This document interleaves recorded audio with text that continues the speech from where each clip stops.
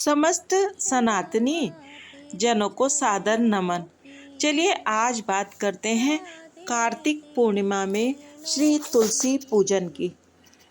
कार्तिक पूर्णिमा सी बीत चुकी है, लेकिन कार्तिक मास का हमारे सनातन धर्म में बहुत महत्व है, क्योंकि इसी में प्रभु अपनी शयन से जगते हैं और इस माह को प्रभु ने स्वयं कहा है कि उन्हें ये माह अत्यंत प्रिय है और इसमें पूजन अर्चन का बहुत महत्व है। कार्तिक मास में तारा देख करके नहाने की प्रथा है। कहते हैं उसको कि कार्तिक नहा रहे हैं।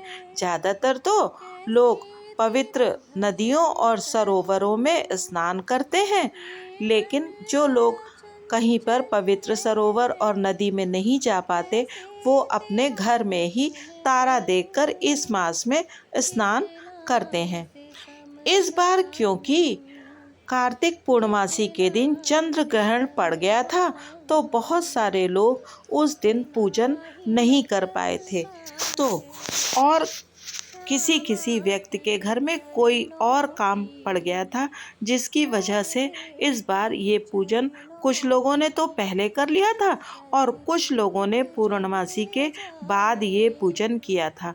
तो जिन लोगों ने ये पूजन उस दिवस किसी कारणवश नहीं कर पाया था, वो लोग बाद में भी ये पूजन कर सकते हैं। जैसे कुछ लोगों ने बृहस्पतिवार को भी ये पूजन किया था। तो आप यदि चाहें तो श्रद्धा और भक्ति से इस पूजन को बाद में भी कर सकते हैं। वैसे भी सनातन धर्म में तुलसी पूजन का बड़ा महत्व है और प्रत्येक संध्या को तुलसी के चौरे पर दीपक जलाने की परंपरा है। कार्तिक मास में प्रत्येक दिन तुलसी के चौरे पर दीपक जलाया जाता है और उन्हें भोग लगाया जाता है। तो जो कार्तिक पूर्णमासी की पूजा होती है, उसमें हमारे इधर यानी उत्तर प्रदेश में उस दिन 60 पूड़ियाँ छोटी छोटी, जिन्हें हम लोग टिकियाँ कहते हैं, वो बनाई जाती हैं, जैसा कि आप देख पा रहे हैं।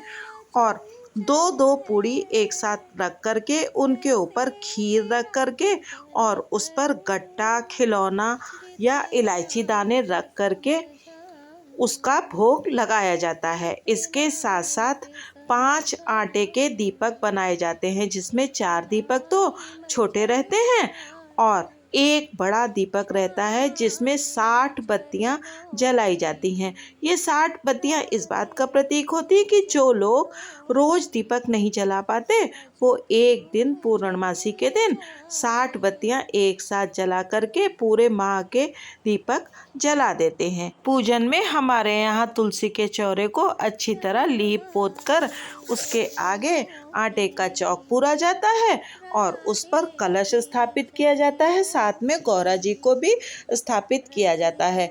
फिर तुलसी माता का अच्छे से कपड़े आदि पहना करके श्रृंगार किया जाता है। इसके पश्चात माता रानी को जल, धूप, दीप, विभिन्न प्रकार की भोग सामग्री आदि से कलश का, गौरा मैया का और तुलसी मैया का पूजन किया जाता है। उनकी पत्तियों पर सिंदूर आदि भी लगाया जाता है और पूजन के पश्चात तुलसी मैया से सुहाग लेती हैं सभी सुहागन स्त्रियां और गौरा मैया से भी सुहाग लेती हैं। अंत में आरती कर दी जाती है। सुहाग लेने के पूर्व स्त्रियां अच्छे से श्रृंगार करती हैं, आलता आदि लगाती हैं और चूड़ियाँ वगैरह पहन के खूब अच्छे से श्रृंगार करती हैं, स्वयं का भी और तुलसी माता का। तो इस पूजा में सुहाग लेने का महत्व है, जो कि तुलसी माता से भी लिया जाता है और गौरा मैया से भी लिया जाता है। ये वीडियो मैंने अभी इसलिए डाला है कि कुछ लोगों ने, जिन्होंने तुलसी का पूजन उस दिन नहीं कर पाया था, वो बाद में भी कर सकते हैं, क्योंकि तुलसी मैया का पूजन कभी भी फलदायक ही होता है। और साथ में मेरी बहुओं और बेटियों के लिए अगले वर्ष उन्हें ध्यान रहे कि क्या क्या करना है पूजन में, उसके लिए मैंने ये वीडियो उनके विशेष अनुरोध पर डाला है।